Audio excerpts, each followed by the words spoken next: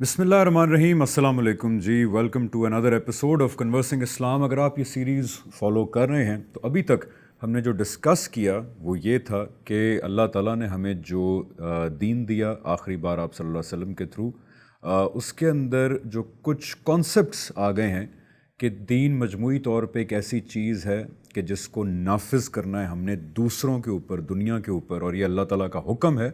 और इस तरह के कॉन्सेप्ट्स कि अल्लाह ताला ने बशारत दी है और मुसलमानों को कि क़यामत से पहले जो है इस्लाम दुनिया पे गलबा करेगा, इन कॉन्सेप्ट्स की हमने नफ़ी की कि नहीं, अल्लाह ताला की तरफ से ना कोई ऐसी बशारत है, ना कोई ऐसा फरीज़ा हमारे पे आयद होता है। आई होप कि अगर आपने पिछले एपिसोड्स देखी होंगी तो यूर फॉलोइंग दैट कॉन्वर्सेशन।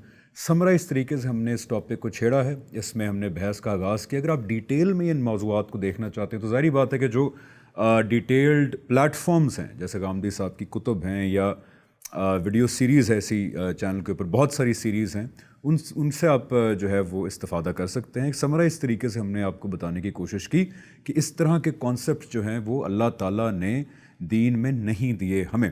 उसके बाद फिर हमने इस पे भी ज़रा थोड़ी सी रोशनी डाली कि ये बड़ा कॉमन एतराज़ आता है कि जी 1440 साल की रवायत एक तरफ खड़ी है और गामदी साहब ये मदरसा फ़राही जो दीन की ताबीर करते हैं वो एक तरफ खड़ी है, तो आपकी बात सुनी ही क्यों जाए इन द फर्स्ट प्लेस। उसके ऊपर हमने फिर अगले एपिसोड के अंदर रोशनी डाली। आज जो है हम जिस बारे में बात करेंगे वो आम आदमी के लिए बहुत इंपॉर्टेंट है। We will try to equip a common man with that tool कि वो फ़ैसला करे, उसको मदद हो फ़ैसला करने में कि कौन सी आइडियोलॉजी दीन के मामले में ठीक है और कौन सी गलत है, और उसको ज़्यादा जो है वो इल्म के अंबारों के अंदर जाने की ज़रूरत ना पड़े।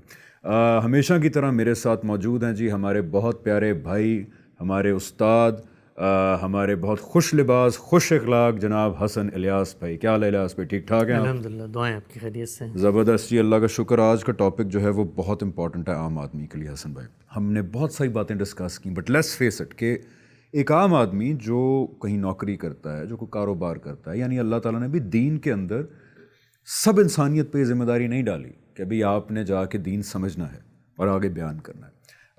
कहा कि कुछ लोग तुम में से निकलें और ये काम करें, यानी कि ज़्यादातर लोग अल्लाह का फ़ज़ल तलाश करेंगे, नौकरी करेंगे, कारोबार करेंगे, पढ़ेंगे, लिखेंगे। उस आम आदमी के पास ये वक्त नहीं है कि वो ये जितनी पीछे किताबें पढ़ी हुई हैं इसके अंदर गोते मारे इल्म के अंदर और कोशिश करे। इस्लाम का भी है, क्रिश्चियनिटी का भी है, यहूदियत का, मिस्टिसिज्म, वो किस किस चीज़ के अंदर किस किस इल्म में गोते मारे जाके ढूंढने के लिए कि आखिर हक़ और सच क्या है। तो क्या ऐसे नुकात मौजूद हैं कि जिससे एक आम आदमी ऐसा इक्विप हो जाए कि वो किसी भी फ़लसफ़े को देख सके और फ़ैसला करे कि क्या ये गुमराही की तरफ लेके जाने वाला फ़लसफ़ा है या इसमें हक़ और सच के जरासीम मुझे मौजूद नज़र आ रहे हैं? हसन भाई, बहुत ही अहम सवाल है और इसकी अहमियत इस लिहाज से भी बहुत ज़्यादा है। आम तौर पर हम गुफ्तगू करते हैं मुख्तलिफ़ फ़लसफ़ियाना मबाहिस पर, इतलाक़ात के अंदर, फ़िक़ही आरा के अंदर, और लोगों के नुक़्ता नज़र को हम देख रहे होते हैं। लेकिन ये एक ऐसा होलिस्टिक टॉपिक है, एक ऐसी मजमूई जिसको आप कहते हैं अंडरस्टैंडिंग की बात आपने पूछी है, कि जिसमें कदम ब कदम एक आम आदमी को ये समझना है कि उसके पास ऐसे क्या टूल्स हैं, क्या प्रोटोकॉल्स हैं, क्या पैरामीटर्स हैं, क्या प्रिंसिपल्स हैं कि जिनको अपना कर उसके सामने मज़हब के हवाले से कोई भी साहिब इल्म, वो मौलाना मौदूदी हो, शिबली नुमानी हो, इब्न क़य्यम हो, इमाम इब्न तैमिया हो, अबू हनीफ़ा हो, शाफ़ी हो, जो भी हो, उनकी राय जब मेंबर पे बैठ के उलमा बयान करें तो वो कैसे तज्ज़िया करें उनका, वो कैसे इस नतीजे तक पहुँचे कि भाई ये राय दुरुस्त है या ये राय दुरुस्त नहीं है, मैंने इसको अपनाना है या मैंने इसको अपनाना नहीं है। तो इसको अगर मैं मौजू दूँ या उन्वान दूँ तो वो ये है कि फ़िक्री गुमराही से हम कैसे बच सकते हैं। देखिए, 3 सतहें होती हैं। पहली चीज़ है कुफ़र। कुफ़र के बारे में एक आम आदमी को जानने के लिए कि किसी नज़रिए के अंदर कुफ़र पाया जाता है, कोई ज़्यादा तरद्दुद करने की ज़रूरत नहीं है। कुफ़र का मतलब है इनकार करना। आप दीन से मुतल्लिक किसी हकीकत का इनकार कर देते हैं। कोई शख्स आगे बढ़ के कोई मेंबर में बैठ के कहता है कि जी नमाज कुरान में तो लिखी हुई है लेकिन मैं नहीं मानता, तो अब आम आदमी को कोई तरद्दुद नहीं है। या कोई शख्स आगे बढ़ के कहता है कि ख़त्म नबूवत के बारे में तो कुरान में लिखा हुआ है लेकिन मैं नहीं मानता, इसमें भी कोई तरद्दुद नहीं है। तो कुफ़र बिल्कुल वाज़ेह है। हर आम आदमी आगे बढ़ेगा और उस साहिब इल्म को, उस शख्स को, उस मज़हबी मुफ़क्किर को, उस आलिम को, उस दाई को ये कहेगा जी आपका एहतराम अपनी जगह पे, लेकिन ये बात तो बिल्कुल ही सरी तौर पर कुफ़र है। दूसरा नुक्ता नज़र क्या है? शिर्क का। شرک کیسے کہتے ہیں؟ شرک کہتے ہیں کہ خدا کو کسی کی ذات سے کہنا یا کسی کو خدا کی ذات میں شامل کرنا، یا خلق میں، پیدائش میں، یا امر یعنی تدابیر امور کو، چاند بنا دیا نا، یہ اور چاند بنانے کے بعد اس کو چلایا بھی جا رہا ہے، اس کے اندر آپ کسی کو خدا کا سبارڈینیٹ، پارٹنر، ساجی مان لیں تو یہ شرک ہے۔ فرشتے امپلیمنٹ کرتے ہیں لیکن اللہ کا پارٹنر شریک مان لینا، شریک مان لینا کہ وہ اس پورے معاملے میں خدا کے ساتھ کھڑا ہوا ہے، یہ شرک ہے۔ اس کو جاننے میں بھی کوئی تردد نہیں ہے۔ پرابلم کہاں آتی ہے؟ پرابلم یہ آتی ہے کہ علماء بیٹھ کے دین کے حوالے سے اپنا نقطہ نظر بیان کرتے ہیں۔ اچھا، یہ نقطہ نظر جب بیان کرتے ہیں تو اس میں بھی غلطی ہو جاتی ہے، کبھی کبھی جزیات کے اندر غلطی ہو جاتی ہے۔ اس کی وجہ کیا ہوتی ہے؟ قلت علم یا قلت تدبر۔ کوئی عالم بیٹھا ہے، اس نے کہا جی میرے خیال سے قرآن کی اس آیت کا یہ مطلب ہے، اور وہ مطلب اگر حقیقت میں نہیں نکلتا تو تتبع نہیں ہوا، تفکر نہیں کیا، تدبر نہیں کیا، وہاں غلطی ہو گئی۔ ہم سے بھی ہوتی ہے، آپ سے بھی ہوتی ہے، دنیا بھر کے علماء اسی صحو و خطا کے اصول پہ اپنی تصنیفات کو پیش کرتے ہیں۔ پروٹوکول کیا ہے؟ پیرامیٹر کیا ہے؟ وہ سبب کیا ہیں کہ جن کی بنیاد پہ کسی فکر سے آپ نے اپنے آپ کو بچانا ہے؟ آپ نے سنا ہوگا اکثر علماء کہتے ہیں ہم لوگوں کے بارے میں، ان سے دور رہو، ان کو نہ سنو، ان کو سنو گے تو کیا ہوگے؟ دین جو ہے وہ شک میں پڑ جائے، شک میں پڑ جاؤ گے، گمراہ ہو جاؤ گے۔ یہ لوگ ایسی باتیں آپ کو بتاتے ہیں، وسوسے ڈالتے ہیں، یہ جو جذبہ ہے ان کا، یہ بڑا زبردست جذبہ ہے ایک لحاظ سے، کہ وہ یہ چاہتے ہیں کہ عوام گمراہی کی طرف نہ جائے۔ لیکن یہ تو ایک طریقے کے جذبے کا اظہار ہو گیا۔ استدلال اور اصول کیا ہے اس میں؟ یعنی ہمیں سننے سے وہ کون سا بخار ہو جاتا ہے لوگوں کو جس سے آپ ان کو روکنا چاہتے ہیں، یہ بتانا چاہیے۔ مثلا وہ یہ بتائیں کہ جی یہ پروٹوکولز ہیں، یہ فکری گمراہی کے اسباب ہیں، ان میں یہ پائے جاتے ہیں، لہٰذا ان سے دور رہو۔ تو اب سوال سب سے اہم یہ ہے کہ وہ معلوم کیسے ہوں گے؟ پہلا سوال یہ ہے۔ عام لوگوں کو تو ہم بعد میں بتائیں گے نا، پہلے تو ہم خود اہل علم یا علماء یا طلباء کی صورت میں جانیں گے کیسے؟ تو سب سے پہلی چیز یہ ہے کہ اللہ کی کتاب یہ بتائے گی کہ وہ کون سے عوامل ہیں، وہ کون سے عناصر ہیں، وہ کون سے پیرامیٹرز ہیں، جب تم نے اپنائے بحیثیت فکر کے، بحیثیت اصول کے، کہ تم اس کو اپنا کے پوری کی پوری فکر پہ اس کو اپلائی کر رہے ہو، تو اب یہ گمراہی کا رستہ ہے، یہ ڈیویشن کا رستہ ہے۔ پہلے اصول کی طرف آتے ہیں۔ قرآن مجید نے سورہ آل عمران کے اندر ایک بات بیان کی ہے۔ وہ بات یہ بیان کی ہے کہ اللہ تعالیٰ نے انسانوں کو جو اپنی ہدایات دی ہیں اس کے دو پہلو ہیں۔ ایک ہیں محکمات، بالکل واضح ہدایات۔ اللہ تعالیٰ نے کہا بھائی یہ اللہ کا پیغمبر ہے، اس کو مانو، میں خدا ہوں مجھے مانو، یہ سنتیں ہیں ان کو تم نے عمل کرنا ہے، یہ نکاح کا طریقہ ہے، طلاق، سب چیزیں محکم 2 اور 2 4 کی طرح واضح ہیں، کوئی تردد نہیں ہے۔ لیکن ایک دوسرا پہلو اللہ کی ہدایت کا یہ ہے کہ جب اللہ تعالیٰ آپ کو اس عالم کے بارے میں کچھ بتانا چاہتے ہیں جو نادیدہ ہے، نادیدہ کا مطلب نظر نہیں آتا، ہم نے نہیں دیکھا، تو اس کے لیے وہ ایک طریقہ اختیار کرتے ہیں، اور وہ طریقے کے علاوہ کوئی دوسرا طریقہ دنیا میں پایا نہیں جاتا۔ وہ کیا طریقہ ہے؟ انالوجی، تمثیل کا طریقہ، جس کو آپ کہتے ہیں متشابہات۔ متشابہات کا یہ مطلب نہیں ہوتا کہ ان چیزوں کے اندر کوئی شبہ ہے، ان کا مطلب ہوتا ہے تشبیہ دے کر۔ ہاں، کیونکہ اکثر یہ ٹرانسلیٹ کیا جاتا ہے اس کو، جو ہماری دوسری رائج فکر ہے، کہ متشابہات کا مطلب ہے کہ وہ چیزیں جن میں شک ہے یا شبہ ہے، جو سمجھ نہیں آ سکتی، اور کئی چیزیں دین کے اندر جو ہے وہ لوگوں کو کہا جاتا ہے کہ بس مان لو وداؤٹ اے ریزن بیکاز یہ متشابہ ہے۔ اس کا ہرگز یہ مطلب نہیں ہے۔ اس کی مثال میں آپ کو ایک دیتا ہوں۔ مثلا میں آج سے 200 سال پہلے آپ کو اگر یہ بتانا چاہوں کہ انٹرنیٹ کیا ہوتا ہے، تو میں اس کے لیے کیا طریقہ اختیار کروں گا؟ میں ہمیشہ جب علم کو کمیونیکیٹ کرتا ہوں تو اس کے لیے جو موجود مثال کا ذخیرہ ہے، جو موجود حقائق ہیں، انہی کو استعمال کرتا ہوں۔ مطلب میں آپ کو کہتا ہوں کہ بھئی فلاں چیز سورج کی طرح گرم ہے، تو سورج کا موجود ہونا ضروری ہے اس کے لیے۔ اب میں انٹرنیٹ کو 200 سال پہلے کیسے سمجھاؤں گا آپ کو؟ نہیں سمجھا سکتا نا، تو میں کیا کروں گا؟ تمثیل، مثال۔ آپ کو یاد ہوگا ہم نے پہلے سیزن میں گفتگو کے ضمن میں نے ایک بات کی تھی کہ ہندوستان کے پہلے مورخ ہیں جو جب گئے ہیں برطانیہ عظمیٰ، اور وہاں انہیں 1800 میں ٹرام دیکھی ہے، تو اس کو انہوں نے کیسے تمثیل کی صورت میں ہندوستان کی عوام کو سمجھایا ہے کہ بھئی وہ 2 آہینی سلاخیں جو ہیں زمین میں گڑی ہوئی ہیں، اور ان کے اوپر ایک آہینی ڈبہ جو ہے بکٹوٹ گھوڑے کی طرح گلیوں میں جو ہے وہ بھاگ رہا ہے۔ یہ ہوتا ہے طریقہ۔ اللہ تعالیٰ یہ کہتے ہیں کہ بھئی میں تمہیں دنیا میں بھیجا ہے نا، تم نے یہاں مرنا ہے، اس کے بعد تمہیں میں نے جزا و سزا کرنی ہے۔ وہاں کے جو کچھ حقائق ہیں، یا مثال کے طور پہ میں تمہارا پالنہار خالق ہوں، میں کیا ہوں، میں کون ہوں، میں کیسے معاملہ کرتا ہوں، یہ بتانے کے لیے ضروری ہے کہ تم اور میں دونوں علم کی برابر سطح پر آئیں۔ کیونکہ تب تم سمجھو گے. تو اب مجھے مثال کا طریقہ اپنانا پڑ رہا ہے تمہاری سطح پر آ کر چیزوں کی حقیقت نہیں، چیزوں کی جو تصور ہے وہ واضح یعنی کہ میں 500 یا ابھی 300 سال پہلے جہاز سمجھانا چاہوں بوئنگ 747 کسی کو، تو یہی کہوں گا نا، امیجن کرو یار ایک لوہے کا پرندہ ہے جس پہ لوگ بیٹھے ہیں اور وہ لوہے کا پرندہ جو ہے وہ اڑ جاتا ہے. ایگزیکٹلی بالکل ایسے کہیں گے. تو اللہ تعالیٰ یہ کہتے ہیں کہ دو طرح کی چیزیں ہیں قرآن مجید میں. ایک ہے محکمات اور وہ الکتاب ہیں، اس کے اوپر تمہاری زندگی کھڑی ہوئی ہے، اسی پہ عمل کی تمہیں دعوت دی گئی ہے، اسی کی بنیاد سارا پہ دین محکمات کے اندر ہے، کلیئر کٹ، بالکل کلیئر، کوئی شبہ نہیں ہے ان کے اندر. اب جنت کا تصور، جہنم کا تصور، خدا کی ذات و صفات کا تصور، روح کی حقیقت، اللہ تعالیٰ پیغمبروں کے ساتھ معاملہ کیسے کہتا ہے، وحی کی حقیقت، یہ ساری وہ چیزیں ہیں. اللہ تعالیٰ عرش پر بیٹھے ہیں تو ان کی کیفیت کیا ہے، فرشتوں کے ساتھ گفتگو کرتے تو کیا معاملہ ہوتا ہے، اللہ کا قرب کیسے حاصل ہوتا ہے جب فرشتے ان کے پاس جاتے ہیں، بارگاہ عزتی کا ماحول کیا ہوتا ہے، حوریں ہوں گی جنت میں تو وہ کیسی ہوں گی. آپ یہ بیٹھنے کے لیے طے کر جائیں. اچھا جہنم کے اندر اگر درخت ہوگا تو وہاں تو آگ بھی ہوگی، وہ جل کیوں نہیں جائے گا.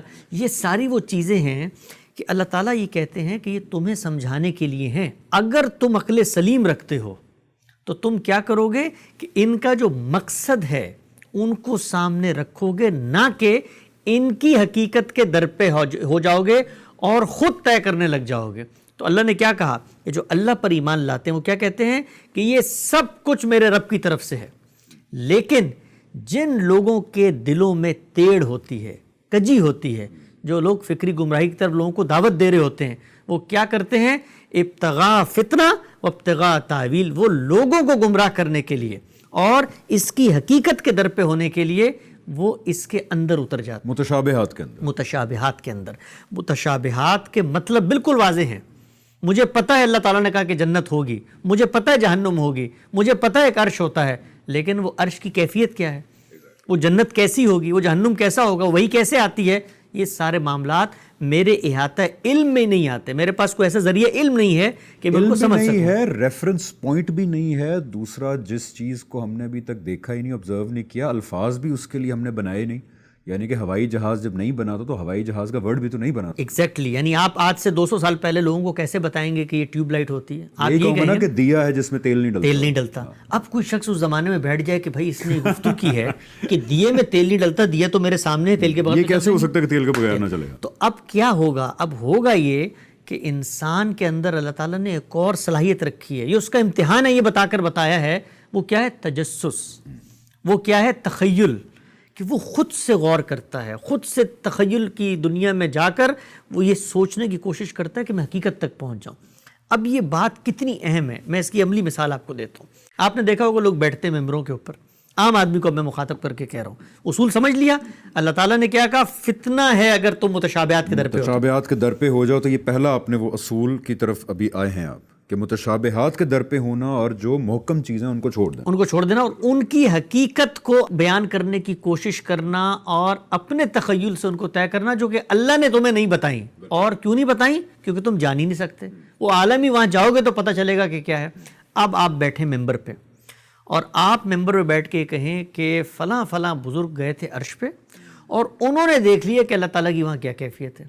یا مثال کے طور پہ فلاں فلاں بزرگ کو مشاہدہ کروایا گیا ہے اور انہوں نے طے کر لیا کہ وہی کیسے آتی ہے، اور انہوں نے طے کر لیا کہ جنت کیا ہوگی، اور انہوں نے طے کر لیا کہ اللہ تعالیٰ کی ذات کیا ہوتی ہے اور ذات سے تعلق کیسے پیدا ہوتا ہے اور تجلی کیا ہوتی ہے اور اس کے بعد اس کا قرب کیسے حاصل ہوتا ہے. اور یہ سب کچھ جو ہے وہ اصل میں انہی تجلیات کا پرتو ہے. اور اب اس سے وحدت الوجود کے تصورات نکلیں گے، وحدت الشہود کے تصور. یہ سب چیزیں ہمارے ممبروں پر روز سنائی جاتی ہیں. اس کو عجیب عجیب نام بھی، علم الدنی اور علم الفلانا اور علم یہ اور اندر کی علم جو ہے اس کو نام بھی دیا یہ معرفت ہے، یہ علم لدنی ہے. یہ بڑے بزرگوں کو اللہ تعالیٰ کو یہ علم دے دیتا ہے. بعض ایسے برگزیدہ شخصیات ہیں زمین کے پیٹ پر جن کو کتب غوث ابدال کہتے ہیں، ان کے ہاں یہ اس طریقے کی معرفت کا صدور ہوتا ہے اور وہ روحانیت کے نتیجے میں ان کو ان چیزوں کی حقیقت سمجھ آ جاتی. اللہ کیا کہتے ہیں؟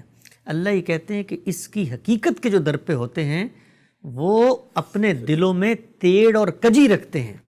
تو پہلا سبب فکری گمراہی کا، ہر عام آدمی جب اس کے سامنے وہ غامدی صاحب ہوں، وہ کوئی دنیا کا عالم ہو، یہ بیان کرنے کا آغاز کرے نا کہ آؤ میں تمہیں بتاتا ہوں کہ یہ چیزیں جو متشابہات ہیں وہ وہیں پر ان کو سلام کرے اور کہے جی آپ اپنا علم اپنے پاس رکھیں، خدا نے مجھے کہہ دیا ہے کہ والراسخون فی العلم، جو علم میں راسخ ہوتے ہیں وہ کیا کہتے ہیں کہ ہر چیز اللہ کی طرف سے، وہ یہ کہتے ہیں۔ تو یہ پہلا سبب ہے۔ اس پہ کوئی سوال ہو تو آپ پوچھ لیں۔ پہلا سبب بالکل کلیئر، آئی تھنک کہ قرآن کی اپنی آیت ہی اتنی کلیئر ہے کہ وہ بتانے میں بھی اتنا ہی کلیئر ہو گیا کہ اللہ تعالیٰ کہتے ہیں کہ قرآن کے دو پارٹس ہیں، ایک تو ہے جو محکم پارٹ ہے، کلیئر پارٹ ہے، جس کو سمجھانے میں، بیان کرنے میں، ہمارے سمجھنے میں کوئی گرے ایریا ہے ہی نہیں، سب بلیک اینڈ وائٹ ہے، اس کے اندر سارا دین موجود ہے، ساری حقیقت موجود ہے، سب کچھ اسی کے اندر موجود ہے۔ پھر کچھ ایسی چیزیں ہیں جو ہمارے مشاہدے میں نہیں آ سکتی، ہم ان کو سمجھ نہیں سکتے، ہم ان کو ایکسپیرینس نہیں کر سکتے، ہم نے دیکھی نہیں ہیں، ان کے بارے میں اللہ تمثیل دیتے ہیں، انالوجی دیتے ہیں، اور قرآن میں خود کہہ کے دیتے ہیں یہ کہ دیکھو کیسے اللہ تمہیں مثالیں دے دے کے سمجھاتا ہے۔ ان چیزوں کی حقیقت پہ در پہ ہو جانا، قرآن خود کہہ رہا ہے کہ یہ جو لوگ کرتے ہیں ان کے دل کے اندر ڈیزیز ہے، اور وہ فتنہ مچانے کے لیے مسلمانوں میں متشابہات کو کہتے ہیں کہ نہیں، محکم کو چھوڑو، آؤ متشابہات کو ہم سمجھتے ہیں، جو یہ کرے اسے دور بھاگ جائیں۔ قرآن کہتا ہے فتنہ، اور ہمارے ہاں کیا سمجھا جاتا ہے؟ علم الدنیا پہنچے ہوئے ہیں، پہنچے ہوئے ہیں، اللہ تعالیٰ کی معرفت کا صدور ہو گیا ہے، وہ باتیں ان پہ کھل گئی ہیں جو عام لوگ نہیں جانتے۔ تو یہ کہانیاں سنائی جاتی ہیں کہ قبر کے اندر کیا ہوگا، معذرت کے ساتھ دل تھوڑا زخمی ہے، قبر کے اندر کیا ہوگا، موت کے فرشتے آ گئے، ایک ہستی کا دھوبی جو ہے وہ پایا گیا، ہستی آ گئی، موت کے فرشتوں کو تھپڑ مار دیے اس نے۔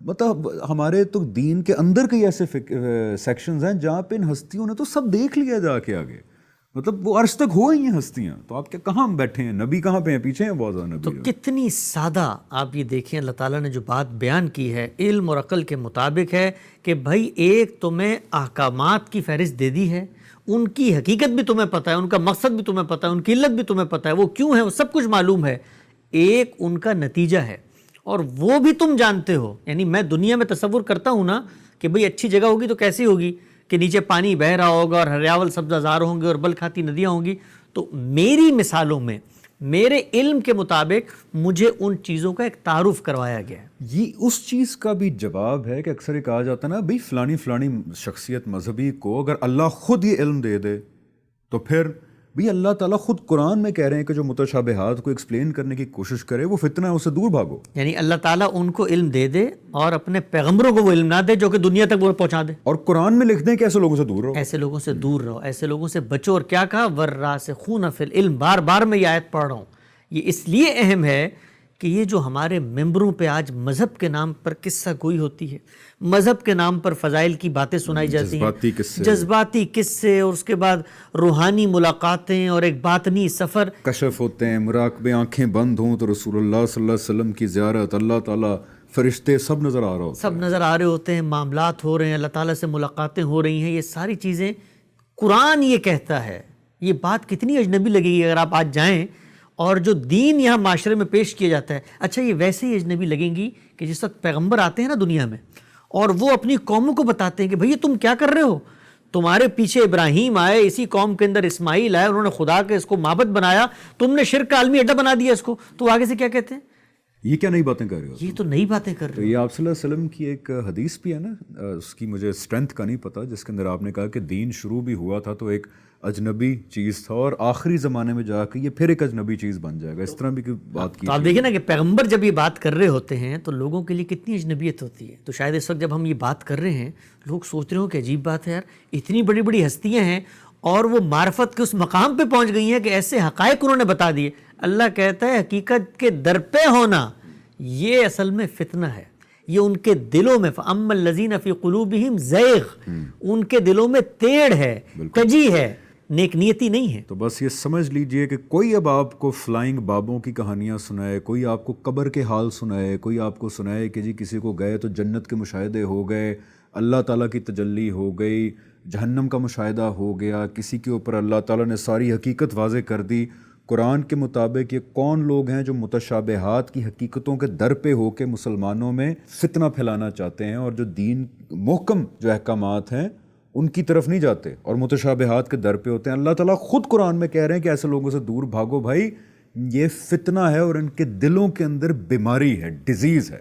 ڈن ہو گیا جی، اینی بڈی جو متشابہات کے در پہ ہو اس سے دور بھاگنا یہ فکری گمراہی کا پہلا سبب ہے. فکری گمراہی کا پہلا سبب واضح ہو گیا. اب ہے جی فکری گمراہی کا دوسرا سبب. کسی بھی فکر میں پایا جائے، ہماری فکر میں یا جتنے افکار پریویلنٹ دنیا میں موجود ہیں، عام آدمی کو یہ دیکھنا ہے کہ کہیں اس کا اصول کے اندر شائبہ نظر آ جائے، کہ کوئی شخص یہ کہے کہ میں تو اس کو اصول سمجھتا ہوں. جیسے یہ متشابہات کو لوگ اپنا کر اصول کے طور پہ دین پہ اپلائی کر رہے ہیں، تو اس کو کھٹک پیدا ہو جانی چاہیے. ہے کیا؟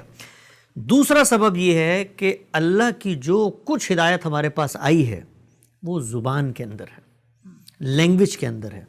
زبان کے بارے میں یہ مسلمہ بات ہے. مسلمہ بات کیوں ہے؟ اس لیے کہ علم اور عقل اس کی گواہی دیتے ہیں کہ زبان نطق ہے، منطق نہیں ہے. اس دیکھا وہی اردو والا مسئلہ. اب آپ سمجھیے اس کو. ٹھیک ہے، اب یہاں پہ میں تحسین کا مستحق ہوں کیونکہ میں اب ڈائسیکٹ ان کی اردو کر رہا ہوں. اس کو آپ نے آسان الفاظ میں بتایا. نہیں، میں بتاؤں گا اس کو آسان الفاظ میں کہ زبان نطق ہے، منطق نہیں ہے. یہ عام آدمی جب اس کو سمجھے گا، کہ لفظ کیا ہے؟ بتاتا ہوں. نطق ہے، منطق نہیں ہے. نطق نطق زبان نطق ہے، منطق نہیں ہے. ہاں. اس کا کیا مطلب ہے؟ میں آپ سے گفتگو کرتا ہوں، میں آپ کو کہتا ہوں بھائی صاحب آج آپ نے کھانے میں کیا کھایا ہے؟ آپ کہتے ہیں میں نے آج کھانے میں شوربہ کھایا ہے. ٹھیک ہے نا؟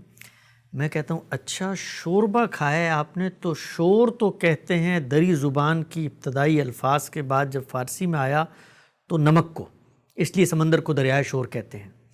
اور با کہتے ہیں پانی کو. تو آپ نے تو اصل میں نمک میں جو پانی ہوتا ہے اس کے اندر روٹی ڈبو کے کھائی ہے.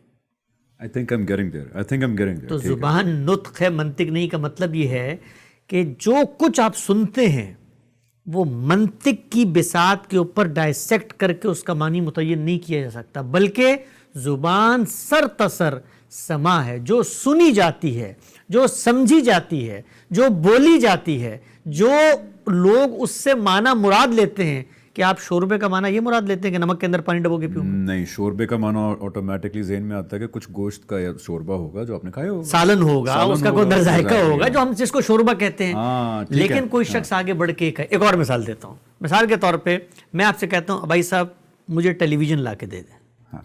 تو آپ کہتے ہیں کہ ٹیلی کا مطلب ہوتا ہے کسی چیز کو منتقل کرنا، ٹرانسفر کرنا. ویژن کا مطلب ہوتا ہے منظر. تو آپ مجھ سے انتقال منظر کا مطالبہ کر رہے ہیں. دور کے درشن لا کے دکھا دو مجھے. دور کے درشن، یا پھر وہی مثال جو میں نے پہلی ایپیسوڈ میں دوسری میں دی تھی کہ اگر میں کہوں کہ یار حسن بھائی اگر آپ نے یہ کام کیا تو آپ کے والد صاحب آپ کے کان کے نیچے 2 لگائیں گے آ کے.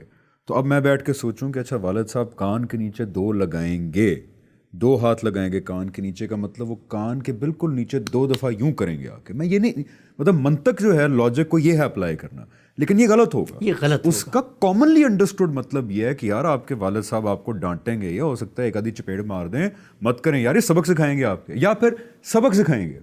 مطلب اگر میں کہوں کہ یہ کیا تو آپ کو میں سبق سکھاؤں گا، مطلب یہ نہیں ہے کہ bring a book and teach you a lesson from it.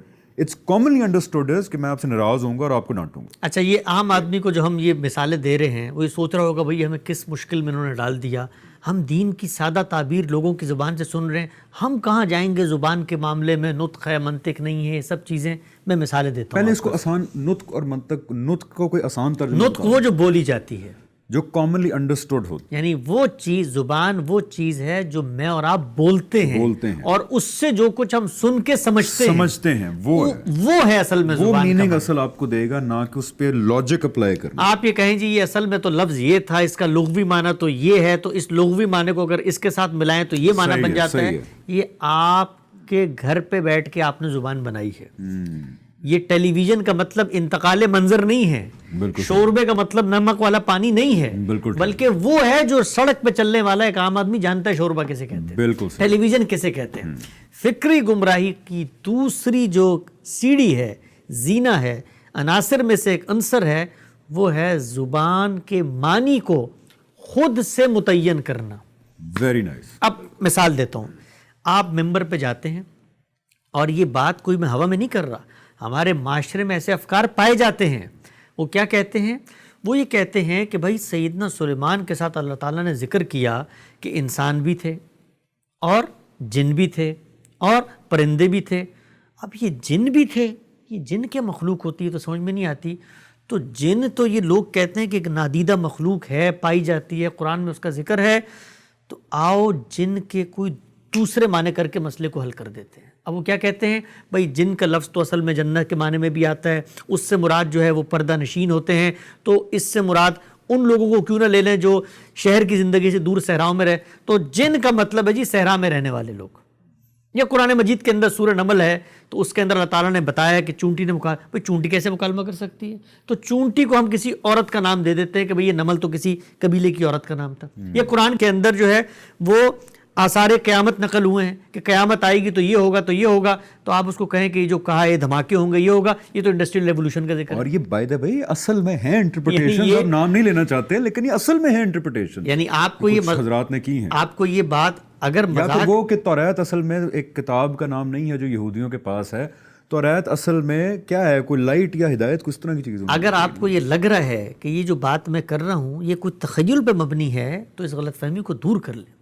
ہمارے ممبروں پہ، ہماری مسجدوں میں، ہمارے مختلف مذہبی اداروں کے اندر، مختلف دینی فکری لٹریچر کے اندر یہ باتیں لکھی ہوئی ہیں، یہ بتائی جاتی ہیں، یہ پڑھائی جاتی ہیں کہ بھائی اس لفظ کا تو یہ معنی کر لیتے ہیں۔ اب قرآن مجید میں آیا کہ افلا ینظرون الی الابل کیف خلقت، یار یہ اونٹ کا ذکر اتنی بڑی کتاب میں کیوں آ گیا؟ چلو اونٹ کا کوئی اور معنی کر لیتے ہیں۔ تو یہ جو معنی آپ خود کریں گے یہ گمراہی کا دوسرا زینہ ہے۔ کیوں؟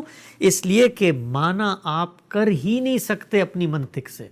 وہ ماضی کا پورا علم بتائے گا کہ اس لفظ کا کیا معنی ہے۔ اچھا یہ بھی ہوتا ہے کبھی کبھی کہ لفظ کے دو معنی ہوتے ہیں، تین معنی ہوتے ہیں۔ اس کو آپ لغوی یا اس کو آپ کہتے ہیں اصطلاحی معروف مفہوم میں کہتے ہیں کہ بھئی یہ محتمل الوجہین ہے، دو دو تین تین جہتیں اس کے اندر پائی جاتی ہیں۔ وہاں بھی فیصلہ کن کیا چیز ہوتی ہے؟ فیصلہ کن کلام ہوتا ہے، اس کا سیاق ہوتا ہے، اس کا سباق ہوتا ہے، جملے کی تالیف ہوتی ہے، اس کا دروبست ہوتا ہے، اس کا نظم ہوتا ہے۔ اس کے اندر وہ آ جائے گا نا حکیم الدین والا جو ہم نے شروع میں ڈسکس کیا تھا کہ اس کے اندر دو معنی ہو سکتے ہیں لیکن وہ کانٹیکسٹ بتا رہا ہے کہ یہ کس معنی کے اندر ایگزیکٹلی، یعنی وہاں پر کیا ہے کہ جی خود لفظ کا مطلب کیا ہے اور وہ لفظ کس سے متعلق ہوا ہے، اس لفظ کا کوئی صلہ وہاں پر موجود ہے، آیت کا نظم کیا ہے، کانٹیکسٹ کیا ہے، وہ سب چیزیں وہاں پر واضح ہو جاتی ہیں۔ تو زبان نطق ہے جو بولی جاتی ہے، منطق نہیں ہے کہ آپ بیٹھ کے گھر پہ قرآن مجید کے الفاظ کا معنی کرنا شروع ایک ایک لفظ لے کے آپ فیصلہ کریں کہ یار اس کے اگر یہ مطلب ہے تو میں یہ مطلب کر کے ڈالوں گا، ایسے نہیں ہوگا۔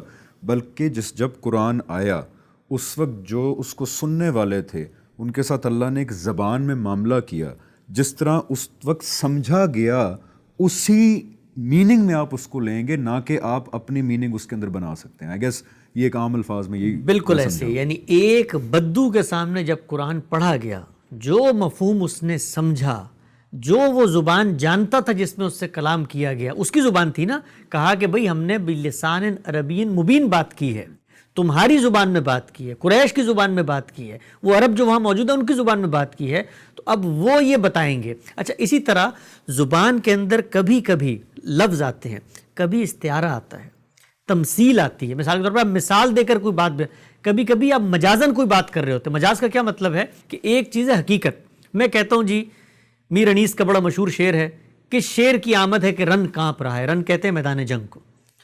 اب آپ نے یہ لفظ سنا میرے منہ سے، آپ نے کہا شیر کی آمد ہے، تو شیر تو کہا جاتا ہے جو پنجرے کے اندر بند ہوتا ہے، یہی ہے نا حقیقت۔ لیکن کبھی کبھی لفظ اپنے مجازی مفہوم میں استعمال ہو رہے ہوتے ہیں۔ یہاں پر شیر اس جانور کے لیے استعمال نہیں ہوا بلکہ شیر ایک شخص کے لیے استعمال ہوا ہے، بہادری کے ایک تشبیہ دے کر۔ بالکل صحیح۔ کیسے معلوم ہوا؟ کلام بتاتا ہے کہ شیر کی آمد ہے کہ رن کانپ رہا ہے، رن ایک طرف چرخ کہن کانپ رہا ہے، یعنی کیا ہوتا ہے؟ رن میدان جنگ، تو وہ تو ایک طرف بھائی آسمان بھی کانپ رہا ہے۔ کانٹیکسٹ بتائے گا نا کہ میدان جنگ میں اصل جانور شیر تو نہیں آیا ہوگا نا کہ میدان جنگ کانپ رہا ہے، تو آپ کامن سینس اس کو لیں گے کہ ایک انسان کی بات ہو رہی ہے جس کی بہادری کی مثال شیر کے طور پہ کس کا ذکر ہو رہا ہے کہ شیر کی آمد ہے کہ رن کانپ رہا ہے، رن ایک طرف چرخ کہن کانپ رہا ہے، رستم کا بدن زیر کفن کانپ رہا ہے، ہر کسر سلاطین زمن کانپ رہا ہے، شمشیر بکف دیکھ کے حیدر کے پسر کو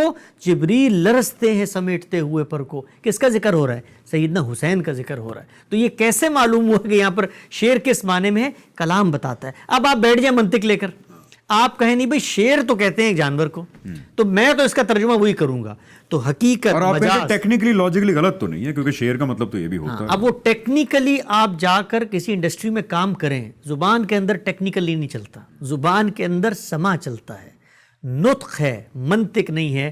یہ ہے جی فکری گمراہی کا دوسرا اصول۔ آپ کے سامنے کوئی امام صاحب، کوئی قاری صاحب، کوئی مفکر، کوئی عالم، کوئی دائی، کوئی مفتی قرآن کی آیت کا ترجمہ کر رہا ہے، اور ترجمے کے اندر جو معنی وہ کر رہا ہے، آپ اس سے پوچھیں کہ یہ معنی آپ کر رہے ہیں، اس کا شاہد کیا ہے، اس کو کس نے بیان کیا ہے؟ یہ عربوں کی کتاب تھی نا، عربوں میں نازل ہوئی، عربی میں ہے، تو عربی زبان میں یہ لفظ اس معنی میں بولا جاتا ہے یا نہیں بولا جاتا؟ تو ہمارا جو پورا نقطہ نظر ہے اس میں یہ استدلال ہے کہ ہم نے اپنے آپ کو اس گمراہی سے بچانا ہے۔ یعنی کہ اگر قرآن کی کوئی آیت کا ترجمہ آپ سنیں اور کسی بات پہ کھٹکا پیدا ہو تو آپ لفظ کے اندر جائیں اور پوچھیں یہ کہ کیا یہ آپ کی اپنی ٹرانسلیشن ہے یا یہ ٹرانسلیشن اس لفظ کی جنہوں نے کی ہے وہ اس اسلوب پہ کی ہے کہ جس طرح اس وقت لوگوں نے سمجھا، نہ کہ اپنی عقل لاجک اپلائی کر کے، جیسا نہیں ہوتا کہ لوگ بڑا ایک فخریہ انداز میں کہتے ہیں کہ جی قرآن تو اتنی ڈیپ ایک علم کی کتاب ہے کہ ایک ایک آیت کی 10 انٹرپریٹیشن اور ترجمے نکل سکتے ہیں، تو اس کو تو لوگ بڑا اس کے طور پہ بتاتے ہیں ایز اے پلس پوائنٹ۔ یعنی یہ جو پلس پوائنٹ کے طور پہ بتاتے ہیں، یہ اس کلام کو چیستان بنانے کے مترادف ہے۔ اس کا مطلب کیا کہ بھئی اللہ تعالیٰ ایک متعین بات آپ کو بتا رہے ہیں اور آپ کہہ رہے ہیں کہ وہ متعین بات تو ایک ہو ہی نہیں سکتی، یہ کلام کا نقص ہوتا ہے اگر آپ اس سے 10 معنی نکالیں۔ یہ لوگ شاعری کے اندر کرتے ہیں کہ وہ ایسا شعر پڑھ دیتے ہیں کہ آپ بھی اپنا مفہوم اس سے نکال کے جا رہے ہیں۔ وہ بھائی اللہ کی کتاب ہے، قیامت تک کی حجت ہے، قول فیصل ہے، حرف آخر ہے، میزان فرقان حکم ہے، اور آپ کہہ رہے ہیں کہ اس سے جو معنی جو چاہے نکال لیں۔ یہ کسی شاعر کا کلام ہے؟ یہ کلام کا نقص ہوتا ہے۔ عالم کے پروردگار نے قطعی حجت دی ہے، اور وہ حجت بنے گی تب جب اس کا ایک متعین مفہوم ہوگا۔ جیسے اس کو اس وقت سمجھا گیا وہ دیکھا جائے گا، نہ کہ اپنے اپنے میننگز ڈرا کیے۔ ایک اور مثال دیتا ہوں، آپ نے آج کل سنا ہوگا ہمارے ہاں چونکہ حقوق نسواں کی تحریکوں کا دور ہے اس زمانے میں، تو کہا جاتا ہے قرآن مجید کے اندر یہ جو ذکر ہے جی، نشوز اگر کوئی کرے، بغاوت اگر کوئی کرے، تو اس میں فَضْرِبُوهُنَّ کی ایک تعبیر آئی ہے۔ لوگوں نے اس کا ترجمہ شروع کر دیا کرنا کہ فَضْرِبُوهُنَّ کا مطلب ہے ان سے بیٹھ کر نیگوشیٹ کرو، مذاکرات کرو، انہیں مثالیں دو۔ اب یہ جو ترجمہ آپ نے کیا ہے، آپ کو مجھے اس زمانے کی عربی سے یہ ترجمہ نکال کے بتانا ہے کہ ضرب کا مفعول جب شخص بنتا ہے تو وہاں پر اس سے مراد مثال دینا ہوتا ہے، آگے اگرچہ مثلاً کا کوئی مفعول بھی نہ آئے۔ یہ آپ نے مجھے بتانا ہے۔ یہ نہیں کہہ سکتے آپ کہ ضرب تو 15 مفہوم میں ہوتا ہے تو چلو میں بھی اس کو یہاں پر اس مفہوم میں لے سکتا ہوں۔ نہیں، ایسا نہیں ہے۔ جس طرح اس وقت سمجھا گیا ویسے سمجھا۔ اگر اس کو آپ نے ضرب المثل کے مفہوم میں لینا ہے تو بتانا ہے کہ آگے اس کے اندر کون سا مفعول آتا ہے، تو یہ میں گھر میں بیٹھ کے نہیں کر سکتا۔ یہ ہے جی فکری گمراہی کا وہ دوسرا زینہ کہ جب ایک عام آدمی اس کو سنے، کسی عالم کے علم کے سحر میں گرفتار نہ ہو، اس سے پوچھے، اور اگر وہ اس کا جواب یہ کہہ کر دے کہ جی یہ تو میں نے یہ شوربے والی منطق پیدا کی ہے، تو اس کو کہے کہ السلام علیکم ورحمۃ اللہ وبرکاتہ۔ بالکل ٹھیک ہے، کیونکہ 4 منٹ رہ گئے ہیں، تو آخر میں اتنا بتا دیجئے کہ ایک عام آدمی قرآن سنتے ہوئے یہ کیسے فیل کرے گا کہ یار اس بات پہ مجھے پوچھنا چاہیے کہ یہ میننگ تم نے نکالا ہے یا یہ میننگ کسی بات کے اسکالر کا دیا ہوا ہے یا یہ وہ میننگ ہے جو اس وقت لوگوں نے سمجھا؟ یہ ایک بندہ ہر آیت پہ فیصلہ کیسے کرے گا؟ کیا کوئی دل میں کھٹکا پیدا ہوگا تو پوچھے گا؟ کیونکہ اب ہر قرآن کی ریویژن تو نہیں ہر انسان جا کے کر سکتا۔ دیکھیے یہ جو قرآن مجید ہے اس کو نازل ہوئے 1400 سال گزر چکے ہیں۔ یہ جس زبان میں آیا اس زبان کو بھی لوگوں نے محفوظ کیا، اس کے محاوروں کو بھی محفوظ کیا۔ امت کا ایک پوری کی پوری روشن، جاویداں، زندہ اور تابندہ درخشاں علمی روایت ہے، وہ سب کچھ بتا رہی ہے۔ ایسا نہیں ہوتا کہ پورے کے پورے قرآن کے ساتھ یہ معاملہ ہو گیا۔ چند آیات ہیں، چند مقامات ہیں جو کبھی کسی علم اور منطق پہ کھڑے ہوئے شخص کو سمجھ میں نہیں آئیں گی۔ کچھ لوگوں کو جو اس دور کے اندر سائنس کے سحر میں گرفتار ہوں گے وہ یہ کہیں گے کہ ان معجزات کا ہم کیسے ترجمہ کریں۔ کچھ لوگ جو کسی خارجی علم کے تاثر میں جئیں گے وہ یہ معاملہ کریں گے۔ اس معاملے کے اندر مجموعی طور پہ اگر آپ دیکھیں تو امت نے قرآن مجید کی زبان، اس کے اسالیب اور اس کے تراجم کو محفوظ کیا ہے۔ اس کا سادہ حل کیا ہے؟ ایک عام آدمی جب قرآن پڑھتا ہے نا تو وہ 2-3 ترجمے اپنے سامنے رکھے۔ جب وہ یہ دیکھے کہ کسی ایک ترجمے میں اتنی بڑی کھٹک آ رہی ہے اور 2 مترجمین 3 مترجمین ایک ہی ترجمہ کر رہے ہیں تو وہ پھر آگے بڑھے اور وہ پھر یہ جاننے کی کوشش کرے، اس عالم سے پوچھے کہ جی یہ سب لوگ تو یہ ترجمہ کر رہے ہیں، زبان تو سما ہے نا، سب نے سنا ہے، یہ آپ یہ ترجمہ کیوں کر رہے ہیں؟ یہ آپ کے ہاں اگر کوئی انفرادیت پیدا ہوئی ہے تو اس کی دلیل دیں۔ تو وہ جیسے ہی مقام اس کے سامنے آئے گا اس موقع پہ کھٹک پیدا ہو جائے گی کہ سب تو یہ کہہ رہے ہیں، یہ صاحب یہ کیوں کہہ رہے ہیں؟ بالکل صحیح ہے، بلکہ اینڈ پہ بہترین ایک ریمائنڈر ہے کہ قرآن پڑھنے کا صحیح طریقہ، اگر میں غلط نہیں بول رہا، جو میرے لیے بڑا ہیلپ فل تھا وہ یہی تھا کہ تفسیر پہلے مت پڑھیں قرآن کی، کسی کی بھی تفسیر نہ پڑھیں۔ قرآن کے صحیح انٹروڈکشن کی، یہ اللہ تعالیٰ کی پریزروڈ سپیچ ہے جو آپ صلی اللہ علیہ وسلم کے ساتھ اللہ تعالیٰ نے کمیونیکیشن کی، جس کے رزلٹ کے طور پہ ایک 23 سال کا ایک مارکہ دنیا پہ اللہ تعالیٰ نے کیا، اس کی یہ پریزروڈ کمیونیکیشن ہے، پریزروڈ سپیچ ہے اللہ تعالیٰ کی۔ اس کو پڑھیے وداؤٹ اے تفسیر، بالکل سادہ ٹرانسلیشن لیجئے، اور بریکٹس میں جو چیزیں لکھی ہوئی ہیں اس کو بھی مت ہی پڑھیے، وہ یوزلی ٹرانسلیٹر کی اپنی جو ہے وہ اوپینین ہوتی ہے، اور 3-4 ٹرانسلیشنز کو سامنے رکھ کے پڑھیے، تب یہ مسئلہ جو ہے بڑا جینوئنلی حل ہو جائے گا کہ اگر ایک ورڈ 2-3-4 لوگوں نے ایک طرح لکھا ہوا ہے اور کسی ایک نے ایک فرق طرح لکھا ہوا ہے تو اپنا ریڈار اوپر کر لیں، یا پھر کسی آیت کے بارے میں کوئی آپ کے دل میں کھٹک پیدا ہوئی تو اس کا طریقہ بھی یہ دیکھ لیں کہ 2-4 ٹرانسلیشنز میں دیکھ لیں کہ اس لفظ کا مطلب کیا کیا ہوا ہے، اور پھر بھی نہ سمجھ آئے تو کسی بہت ایکسپرٹ سے پوچھ لیں کہ بھائی اس وقت کے بندے نے یہ کیسے میننگ لیا تھا۔ تو سمرائز 2 جو ہے فکری گمراہی کے سبب حسن بھائی نے آج ہمارے ساتھ بتائے، جو کہ آپ کسی بھی آئیڈیالوجی پہ اپلائی کر سکتے ہیں۔ نمبر 1، کوئی بھی انسان دین کی کلیئر کٹ باتوں سے ہٹ کر آپ کو انگیج کرنا چاہے متشابہات میں، انالوجیز میں، تو اس سے آپ ذرا پرے ہٹ جائیں۔ یہ اللہ تعالیٰ نے خود قرآن کے اندر کہا ہے، وہ آیت جس کے اندر اللہ تعالیٰ نے کہا ہے کہ دین کے اندر محکمات ہیں، کلیئر کٹ باتیں جس میں دین کی ساری گائیڈنس موجود ہے۔ البتہ کئی لوگ ہیں تم لوگوں میں سے جن کے دلوں میں ڈیزیز ہے اور وہ فتنہ کاز کرنے کے لیے ان باتوں پہ انسسٹ کرتے ہیں جو متشابہات ہیں، ان سے دور رہو، یہ اللہ تعالیٰ نے کہا۔ اور دوسری چیز حسن بھائی نے وہ یہ بتائی کہ زبان کو سمجھے جانے کا طریقہ کار ایک ہی ہے یونیورسلی، کہ زبان کو جس طرح سننے والا سمجھتا ہے اسی طرح اس کو سمجھا جانا چاہیے، نہ کہ اس پہ لاجک اپلائی کر کے ایک ورڈ کے اپنی مرضی سے 15 میننگ نکال کے آپ اس کے 15 مطلب نکالنا شروع کر دیں۔ آئی ہوپ کہ یہاں تک آپ کو بات سمجھ آئی ہوگی۔ حسن بھائی، we will continue in the next episode. آپ کچھ ایڈ کرنا چاہتے ہیں اینڈ کے اوپر؟ بس یہی بنیادی بات ہے، جب آپ کو کھٹک پیدا ہو تو اس موقع پر زبان کے معاملے میں آپ نے کیا کرنا ہے، مطالبہ وہی کرنا ہے جس کا آپ نے ذکر کیا، اور کوئی متشابہات کی بات ہو کتنی ہی سحر انگیز کیوں نہ ہو، کانوں میں انگلیاں دبا لینی ہے اور جا کے کسی کمرے میں اپنے آپ کو بند کر دینا ہے اور کہنا ہے کہ میں اسی پر مطمئن ہوں کہ مجھے یہ علم نہ دیں آپ۔ بالکل زبردست جی۔ See you in the next episode. اور اگلی ایپیسوڈ میں 3 اور نکات رہ گئے ہیں جس کی بنیاد پہ یو ول گیٹ اکوپڈ کہ آپ کسی بھی آئیڈیالوجی کو جج کر سکیں گے بڑی بآسانی کہ یہ حق کی طرف لے کے جا رہی ہے یا یہ گمراہی کی طرف لے کے جا رہی ہے۔ See you in the next episode.